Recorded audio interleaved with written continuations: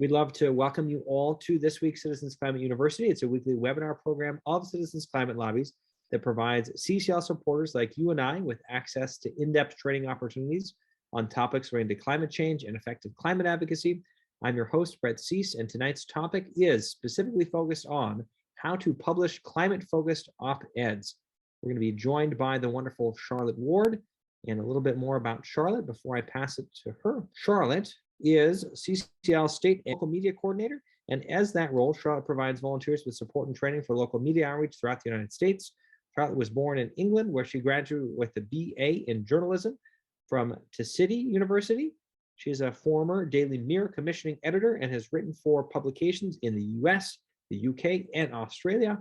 Before joining the CCL team full-time, Charlotte volunteered for Citizens Climate for 5 years and founded the Greenville, South Carolina chapter. She enjoys spending time exploring the mountains and coasts of the Carolinas with her husband and 2 children, as well as reading and gardening. If we've done our jobs well, we'll cover the following 3 learning goals tonight: understanding the writing process and learning tips for drafting your own climate change focused op-ed, discovering how to submit your op-ed, that whole process behind the submission, as well as how to share it when it is published online and with your chapter to really amplify its impact. And we'll also make sure to see some examples and different approaches of what effective op-eds look like. So with that, though, we are in for a real treat. I'll get out of the way and pass it to you, Charlotte, and let's have a wonderful presentation, everyone. How about that? Thanks so much, Brett. Thank you, everyone, for coming. It's really good to see you here tonight. I hope this will be really useful to you. So our agenda tonight is we're going to first of all cover why write an op-ed, then how to plan your op-ed. We'll go into the writing process. We'll talk about some ideas and examples, and we'll then have a Q&A so I can cover any questions that you may have. So we can start with why write an op-ed. So op-eds have impact. An opinion column, or an op-ed as we call it, grabs the attention of your member of Congress and their staff. When you're getting your message out there in the newspaper and you name check your member of Congress, then they're going to pay attention. It's a chance to educate a wider audience about climate change and the solutions. And people across the political spectrum can be influenced by op-eds. And just to show you a really good example of some great influence that we had with the CCL op-ed, the little picture there is of Sheldon Whitehouse tweeting about climate solutions. And he actually, the op-ed that he is tweeting there is a Mark Reynolds CCL op-ed. So that just goes to show you like the influence you can have. And this has happened, I believe this happened to Paula too at one point. So we've had some good successes with op-eds getting really kind of high profile tweets and a lot of leverage. So planning your op-ed. What are your options? So we have a variety of options that we can give you and that you can kind of use to write your own op-ed. We have an op-ed resources page, which I believe Brett is going to drop in the chat for you. But that page on CCL community has like various options. So something new that some of you may have seen is that we've actually started providing outlines for op-eds.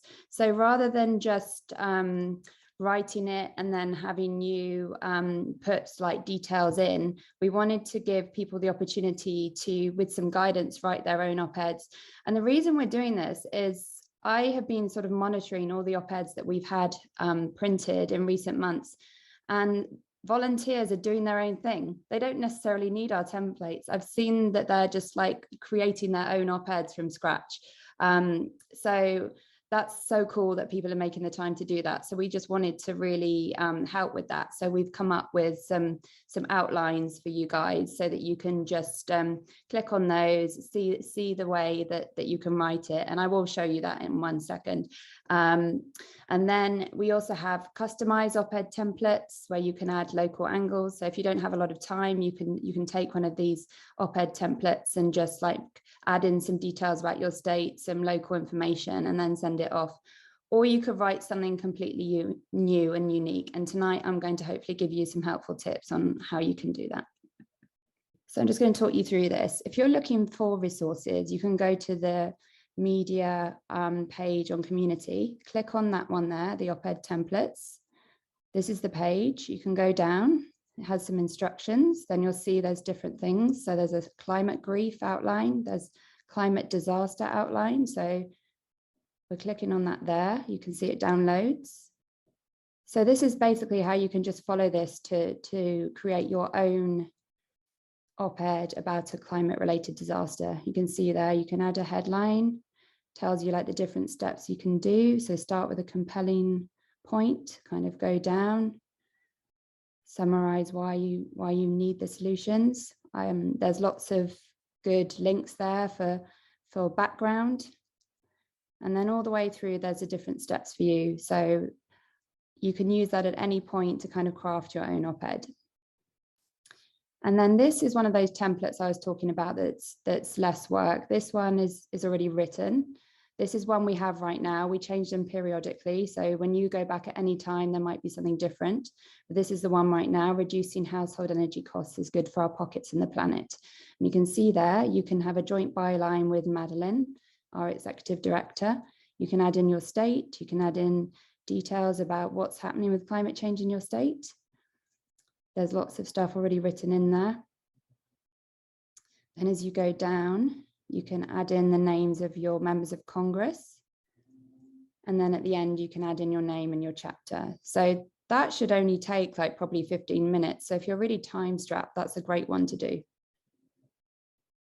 And then there's just one last thing that I wanted to show you on this page. As you scroll down, there's a headshot of Madeline. So when you send your op-ed, send in a picture of yourself. And if you do a joint one with Madeline, then this is her picture right there for you. So you can send that into your newspaper.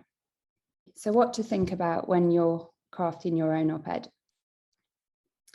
So what you want to think about is what timely topics you have seen in the news that relate to climate change. What do you think should be in the news? Like, what is your paper not reporting? Like, what are you noticing about climate change in your area that you really think is important for them to see and for readers to learn about? And why are you passionate about climate change action? When you're writing stuff, if you're writing it from the heart, it just makes a massive difference. So like tap into those feelings that motivate you as a volunteer and get them down on paper. And how does climate change affect your life and the lives of local people?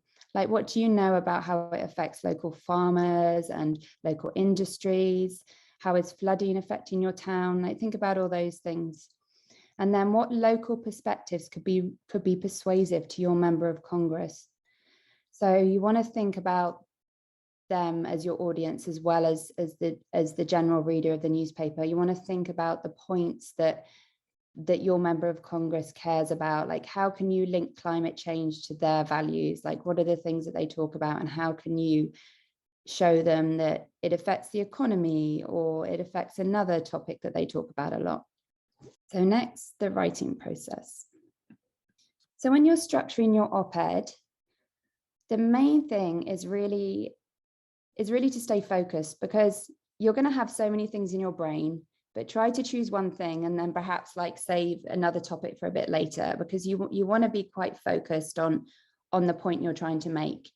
You want to introduce your point with a compelling opening paragraph about something timely, interesting, and newsworthy. You can identify the problem, say how it can be solved and who needs to solve it, and then make a call to action. And if you cite statistics, use them sparingly and with a clear purpose. There's so many things out there, but just try to think about like maybe one or two that like really make the point. And then you can sign off at the end with a thoughtful and urgent point. So how do you be compelling right from the start? So that you can grab the reader's attention with an opening paragraph that makes them want to read more.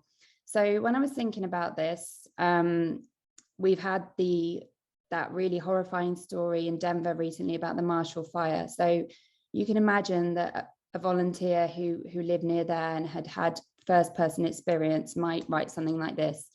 They're telling us we have to get out now. We're heading over to your place. That was the call I got from my mother last week as flames from the Marshall Fire raced towards their home in Rock Creek.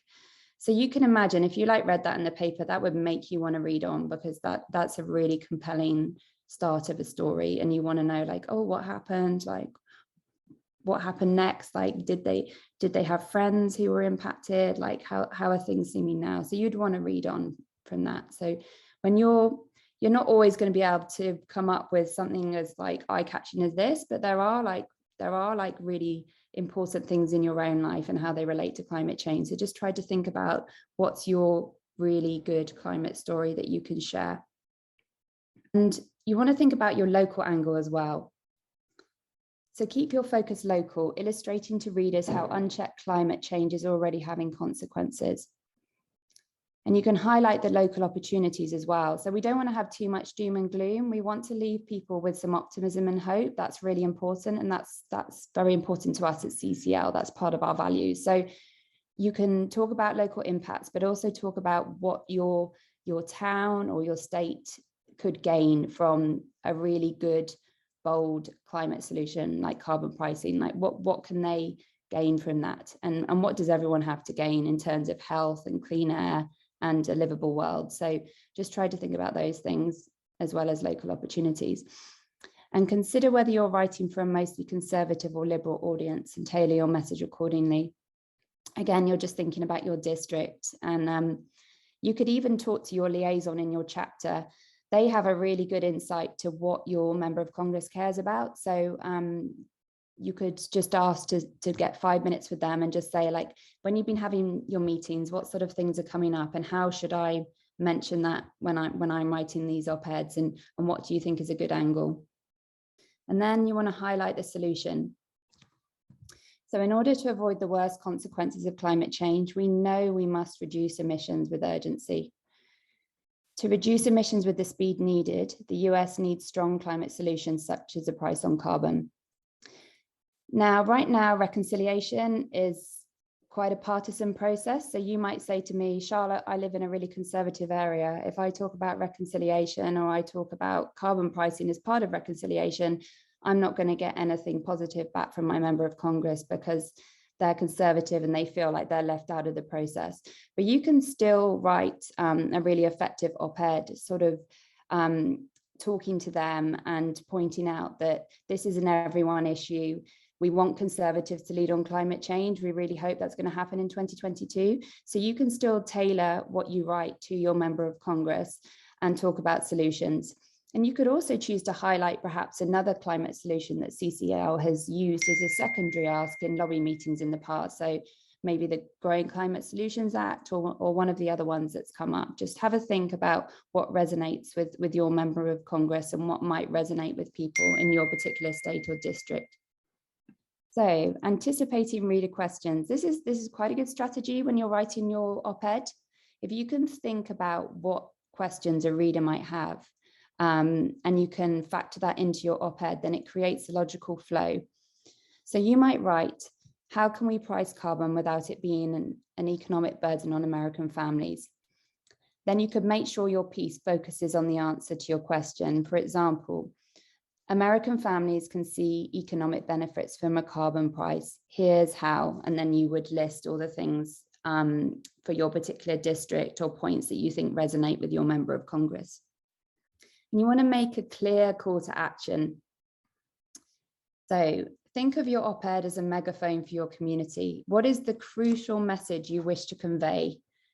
You can resist the urge to say too much, just keep it very brief. So you might say, like, if you care about climate, join CCL, or contact your member of Congress and tell them that climate is your priority issue, or contact the president and tell him that climate is a priority issue. Or you could just simply put the CCL website, cclusa.org/action in there, and that will direct readers directly to our website where we know that we can encourage them to take actions on climate.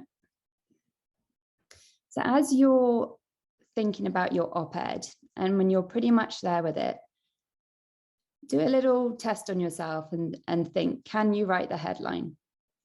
Because if you can write the headline, then you know that you're laser focused enough with your op-ed and that it does what it says on the box. It's the elevator pitch. You can describe it in a sentence. So here's some examples on the screen here of very concise op-eds that you know what they're about. and they do the job that they intend to do. So just like think about that as you are writing your op-ed and deciding what your subject's going to be. So as you are finalizing your op-ed, there's some fine tuning you can do. And I've just tried to come up with a few things for you here. So be respectful, keep in mind CCL's values of non-partisanship, appreciation and respect. And you want to be inspirational and optimistic.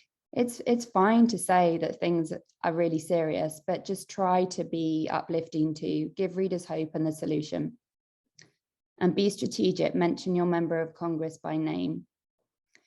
We know when we do that, that it turns up on their desks because their staff are combing through the papers looking for mentions of their name. So when we mention them, then we know that we can get it on their desk, so they're going to see it. And be polished. You can fact check carefully and cite sources and stick to the required word count. And I really recommend getting someone else to proofread.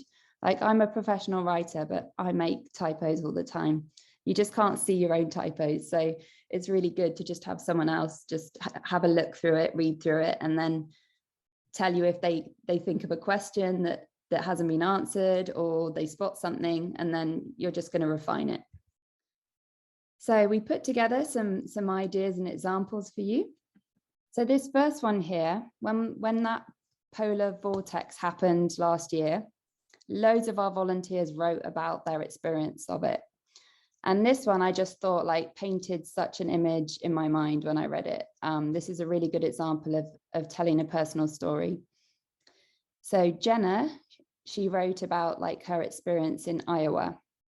She said, here in Iowa, the deep freeze was especially hard for livestock on our farm. We had to feed our llamas high energy food to ensure that they made it through the night. Every morning we'd wake up and run to the barn to make sure they were okay. Then our water hydrant broke, so we carried buckets of water from the house to the barn in the dangerously cold temperatures. So I would want to read on. I don't know about you, but I would, reading that. Like, I think that's a really, really good visual description of like what life was like and what life could be like in the future if we're just dealing with this extreme weather all the time. So this next example is from a student, and she wrote this beautiful op-ed, and she wrote about basically what it felt like for her thinking about the future and about what we could lose.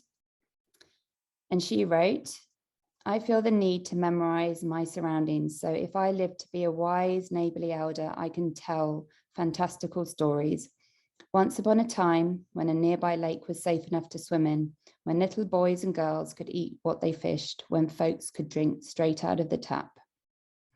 So she just wrote this really moving and sad op-ed about being a young person worrying about climate change and looking at her little brother and worrying about her little brother too, who was, I think, 7.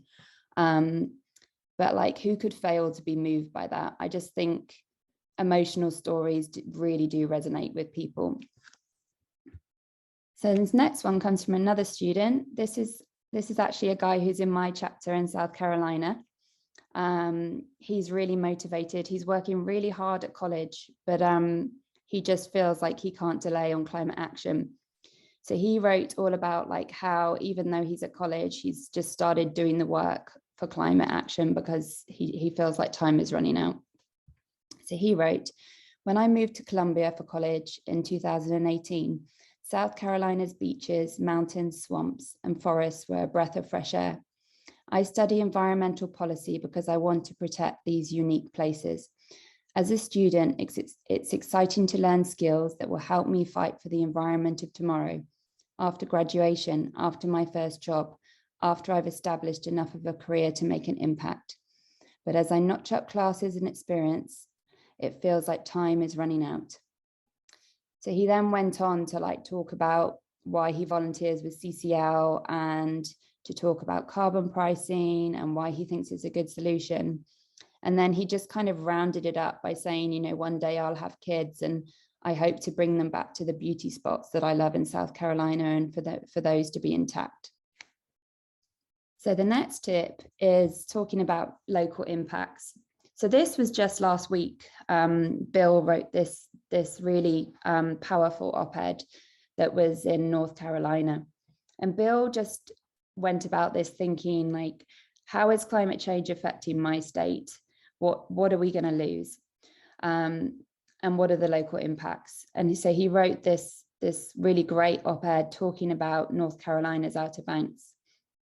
And he said, they're a beautiful natural wonder rich with history. Unfortunately, sea level rise caused by global warming is washing them away. Rising seas are taking away the land along with some important North Carolina history. And then he just sort of spent the rest of the op-ed talking about some of that history, like why it's so important. And then he pivoted to the solution. So again, like this is something you could do in your state. Like what are the natural beauty spots that are impacted? How can you relate that to people that this is to do with climate change? And we don't have to be on this course. We can do something about this. We don't have to accept this future.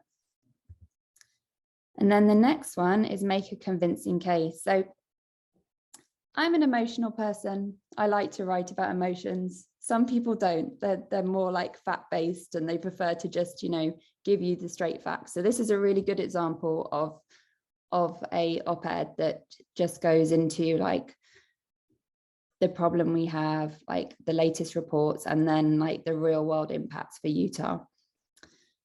So Justin wrote, the recently released 6th Intergovernmental Panel on Climate Change report said our Earth is now warmer than it's been in 125,000 years. What about Utah? The 2021 summer here was the hottest ever recorded. Our 20-year drought has left the Great Salt Lake water level at its lowest mark since measurements began in 1875. And the foul air that has wafted over from record wildfires in California has us breathing the worst air in the world. So I just think he just gets this absolutely spot on. Like, even if you don't believe in climate change and you read this, you would be like, whoa, we need to do something. Whatever this is, we need to solve it. So I thought this was a really good example. And the other thing I wanted to talk to you about is like, you might want to help someone else write an op-ed. You might want to collaborate with a grass top supporter. And this is something that happened in Michigan. Volunteers in Michigan had 2 CEOs from ski resorts who supported carbon pricing. So they worked with them to write this really good op-ed from them. And these CEOs wrote, in Michigan, ski resorts experience climate change impacts firsthand, which is why we advocate for transitioning to clean energy. Congress must do its part by passing meaningful climate policies matching the scale of the problem. So these community leaders, they have authority, and they are business leaders giving really good perspective about why climate change needs to be solved. So you can just think about like who are the endorsements that you've maybe got in your chapter, like who do you talk to in the community that thinks climate change is a problem and supports like the policy that we support. It might be a farmer, it might be members of the local Trout Unlimited chapter. Just think about like those people and those trusted kind of messengers for your state and your town who you could work with to create a really great op-ed. So how do you submit an op-ed? Sometimes it can be a bit tricky finding out where to send it. Some papers seem to have a lot of detail about where to send a letter to the editor, but not necessarily where to submit an op-ed. So I would start by going to the opinion page and seeing if there are any instructions for submitting an op-ed. You could also go to the staff page and just look up the email for the opinion editor. They should be listed there. If that fails, I would just call the newspaper switchboard and ask them, like, who do I send an op-ed for consideration to? And when you do send your op-ed, include a headshot of yourself. I will just say, like, try to stick to the word count if you know what the word count is. On average, I'd say op-eds are about 600 to 750 words. So if you're kind of in that ballpark, then you're probably going to be okay. but you don't want to be like very short or much above like 750. And if it's not printed or you don't hear back, then it's perfectly fine to send a polite follow-up email asking if they're interested in publishing it. And if you don't hear back in a day or so, then I would just like accept that you're probably not going to hear back. They might say, yes, but I've got a backlog. It's going to take 3 weeks. They might say it's scheduled for tomorrow. So you can follow up.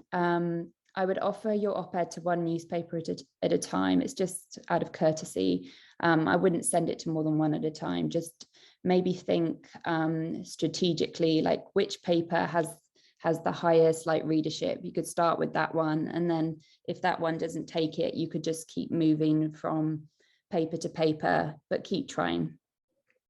And if it doesn't go anywhere, then something I've done in the past is I've reworked it a few months later with a different like start, but I've like reworked it and then it got published. So you could always try that too. If you don't get a success first time, then just keep trying. And if you are printed, you want to like go big and share your success. So tell your group leader and email your chapter, let everyone know. You should log it in the action tracker so that we all see it here. You can share it on social media and ask your chapter to amplify it with shares and likes. So some chapters are really, really good at this. They actually send out emails with all the links in them and just say like, just click on this and it will take you to Twitter and like this, this tweet that we wrote about it, or share it. So you just want to encourage everyone to try and get that that traffic for your social media, because we know that the algorithms of social media reward activity. So if you can get some activity going, then more people are going to see it. And tag your member of Congress too. Thank the paper. You could tag the newspaper editors, say thank you for printing this. It means a lot to me. And then loop in your district liaison as well, so that they can send it to their staff contact in the office of your member of Congress. So then you know that they're going to see it in some form. And this is a picture here, actually. This is my co-lead in CCL Greenville, South Carolina. And he got an op-ed published. So people in pictures is great. So I made him hold it up and we took a picture and we put it on social media. So if you get printed, do a selfie. Thank you so much, Charlotte, for being so thorough and precise with all of these recommendations and grounded examples. And if you'd like to find out more, you can easily engage in our forums, as well as email Charlotte generously, is making herself available here for any local support. So we definitely look forward to hearing about the op-eds that come out of tonight. So please feel free to put it in the forums or let Charlotte know what those ultimate ideas were that she helped kind of get started with the actual interactions that we've had tonight. And in the meantime, we hope all of you have a really safe and empowered rest of your week and keep up the great work out there. Thank you. Thank you, Charlotte. Good to see you. Thank you all. Thank you very much. Thank you for listening to this episode of Citizens Climate Lobby's training program. You can tune into more episodes anywhere podcasts are available. Inspired by what you heard today? Join Citizens Climate Lobby to advocate for bipartisan climate solutions. Go to community.citizensclimate.org to find more trainings, resources, your local chapter, national action teams, discussion forums, and more. Be sure to like our Facebook page and follow us on Twitter and Instagram @CitizensClimate. We also invite all of our listeners to subscribe to our YouTube channel for more inspiration. And together, we are creating the political will for a livable world.